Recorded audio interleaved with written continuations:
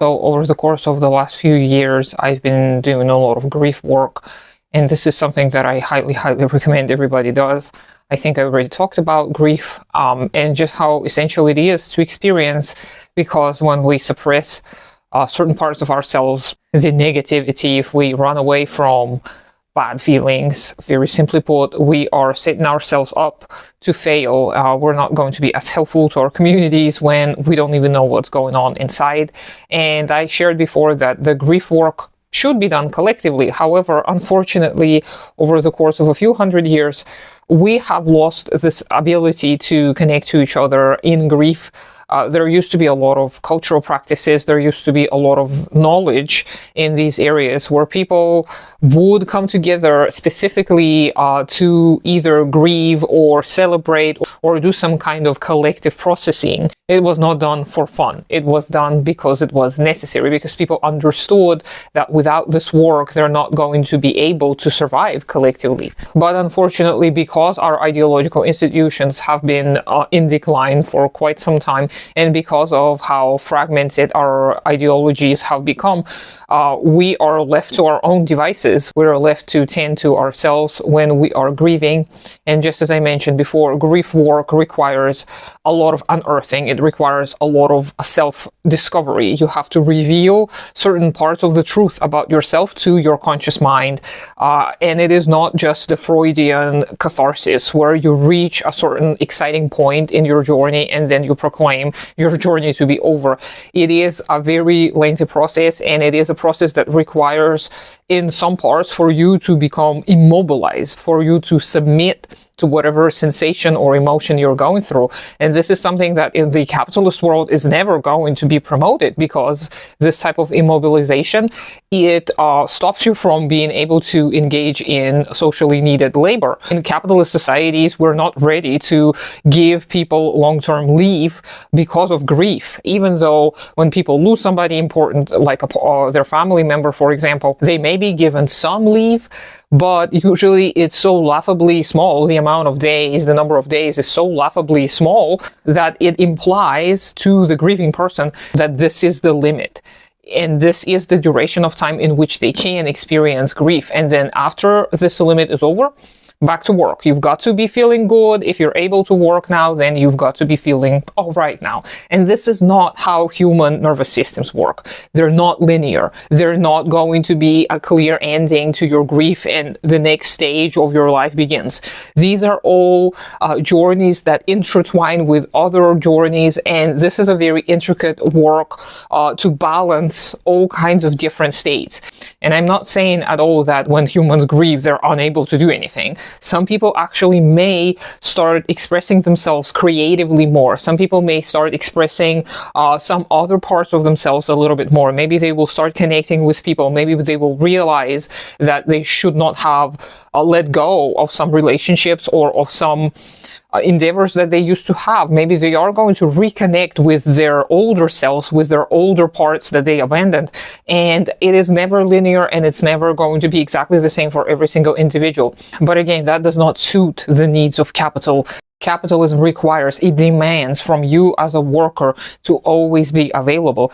Otherwise, you're going to be thrown to the curb and no one's going to care what happens to you. So in such anti-humanist conditions, of course, we're going to diminish our own grief. Of course, we're not going to give ourselves space and time to heal. And this is something that I was lucky to be able to have time to experience and have time to process. And I'm not even nearing the end of my grieving journey, because I grieve for so many things. I don't even grieve my own trauma. I grieve a lot of the past traumas that my ancestors have experienced. And this is something that I touched upon in some of my videos about the USSR, the Soviet Union, because there is so much collective grief that needs our attention too, that sometimes we may forget about our own personal grief. And what I mean by collective grief is that all of the remnants of the Soviet Union for me, and obviously if you were not born in the Soviet Union or former Soviet Union countries, you're not going to have this kind of a journey. So, but if you have been born in the post-Soviet republics or the Soviet Union, you will be grieving the loss of not only great ideas and great ideals and all of the economic gains that you had. You will also be grieving a lot of lost opportunities that your parents or your grandparents were able to have. They could have education that was public, that was owned by the people, that was shaped by the people's needs. They had access to public housing that was appropriate, that was not terrible. They had access to publicly funded healthcare that was striving to help people. So they had it all, and now you don't. So the losses of opportunities is also a grieving process. So to grieve the loss of opportunities is also a very unique journey. And again, that is not to say that all we do is sit around and cry about all the things we missed out on and all the things that didn't happen to us. No, we've got to process them in order to incorporate that knowledge that we receive at the end of this journey or during some of the stages of this journey, so that we can later be more informed and later make wiser decisions, not only for ourselves, but for the collective as well. Because grieving process is not just you feeling bad. Grieving process is you making sense of what happened and learning from that. Because if you don't learn from your grieving process, nothing at all, if you learn nothing, I personally would suggest that it's not complete. This process is not complete. And I would wonder what else awaits you, because usually the grieving process will give you an abundance of realizations, not only about yourself, but about other people and about your surroundings and about the nature of everything, about the universe, etc. It is going to allow you to tap into that universal substance and its consciousness, which you are a part of because you are conscious. So you are going to be able to take away from this journey, and this journey is going to enrich you and make you a fuller human, a more capable human, a human who's going to be able to help other people go through such experiences, that is going to be more compassionate, more sympathetic, more helpful to the communities they are a part of. So this is a necessary part of human experience. Just as joy and celebration are a necessary part of everybody's journey, so is grief and loss. And again, in the conditions of capitalist production, all of these things are going to be swept under the rug.